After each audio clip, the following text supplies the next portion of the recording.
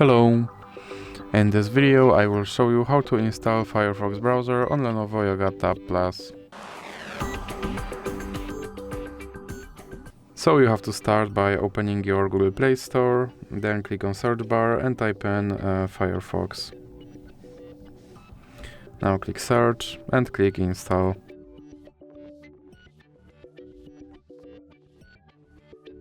And now you can click open.